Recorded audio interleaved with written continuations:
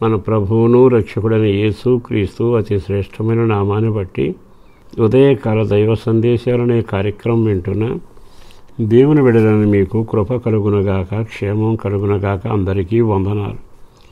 ఈరోజు ఒక విషయాన్ని మీ జ్ఞాపకం చేస్తాను. మనం ఆరాధన చేసే దేవుడు మనకు చేసే ఉపకారాలు లెక్కకు మించినవి. దేవుడు అంటూనే ఉన్నాం, ఆయన బ్రతికిస్తున్నాడు, క్షేమం చేశాడు అనుకుంటూ సరిపెట్టుకు పెడుతున్నాం. ప్రతి క్షణం ప్రతి నిమిషం ఆయన మనల్ని ఎంతగా కాపాడి నడిపిస్తున్నాడో గమనించాలి.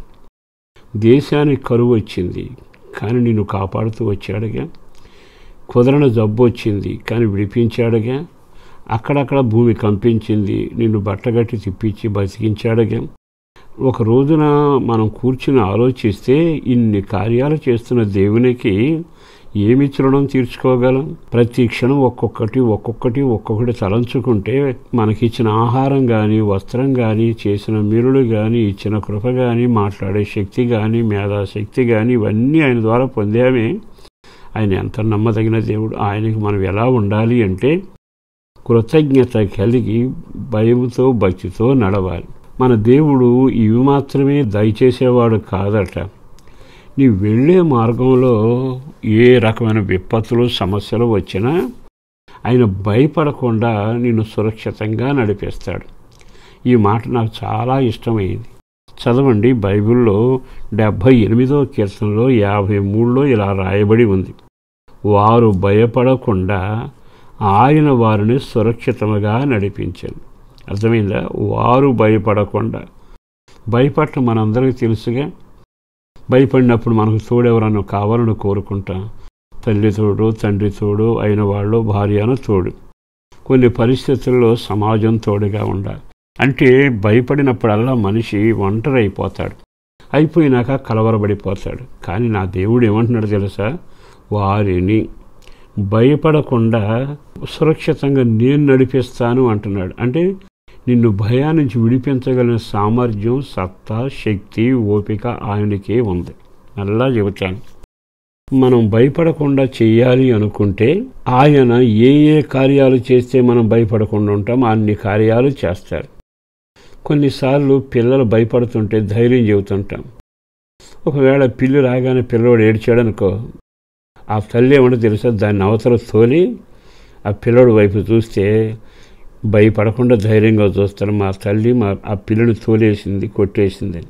అంటే అర్థం ఏంటంటే నువ్వు భయపడుతున్నప్పుడల్లా భయానికి నిన్ను లోను కాకుండా ఆ తల్లి బిడ్డను పెంచినట్టుగా నిన్ను నా దేవుడు పెంచుతున్నాడు.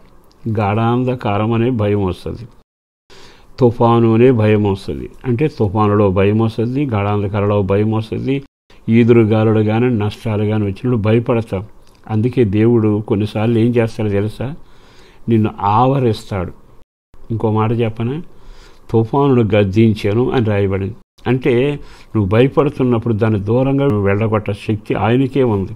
ఒకవేళ గణాంధకరణ మిగిలిపోయావు అనుకో, ఆయన ఎక్కడ ఉంటాడో తెలుసా? నువ్వు భయపడతావని నీ ప్రక్కనే నిలబడతాడు. అందుకే కీర్తనకారుడన్న గణాంధకరల లోయలో సంచరించినను ఏ అపాయమునకు భయపడకుండా నీవు నాకున్నావు కదా. అంటే నిన్ను భయపడనివ్వకుండా తోడుగా ఉంటాడు, ఆవరిస్తూ ఉంటాడు, కొన్ని సమస్యలను గద్దిస్తుంటాడు, కొన్ని రకాల వెలుగును కలుగచేసి చీకట్లో నీకు వెలుగు కలుగచేయిస్తాడు. కొన్నిసార్లు నీకు ధైర్యం కలిగే మాటలు వినిపిస్తాడు. ఆహా, ఈ మాటలు చదువుతుండగా ఉద్యోగాల గురించో, వ్యవసాయం గురించో, పెళ్ళిన గురించో, పిల్లల గురించో, ఆరోగ్యం గురించి భయపడుతున్నాగా. ఈరోజు సురక్షితంగా నడిపించి ఆయన వైపు తిరిగితే ఆయన ఏం చేస్తాడు? మాట అయినా పంపుతాడు, తోడైనా నిలబడతాడు, గద్దిస్తాడు, వెళ్ళగొడతాడు, నిన్ను సురక్షితంగా కాపాడుతాడు. మరి అట్లా దేవుని చెంతగా చేరి నువ్వు నడిస్తే బాగుంటుందిగా. అందుకే వాళ్ళంతా ఆయన దగ్గరకు వచ్చారట. ఆయన ఏమంటాడు తెలుసు? మందను నడిపించినట్టు నడిపించాను, గొర్రె పిల్లను మోసుకుని నేను పిల్లను మోసినట్టుగా వీరిని మోసాను అని. అంటే దేవుడు మోసే దేవుడు, హక్కును చేర్చుకుంటాడు, మందలాగా కూరుస్తాడు, కాపరిగా ఉంటాడు. ఏ భయము నీ గుండెల్లో ఉండకుండా వాటిని విడిపించి నిన్ను నడిపిస్తాడు. అట్టి కృప ఈ రోజు నుంచి మీ జీవితంలో మొదలై ప్రతి భయము నుండి విడుదల కలుగునగాక. పరిశుద్ధుడును ప్రేమమడిన ప్రభు వందనాలయ్య. అపారమైన నీ ప్రేమ కొరకు ధన్యవాదాలు.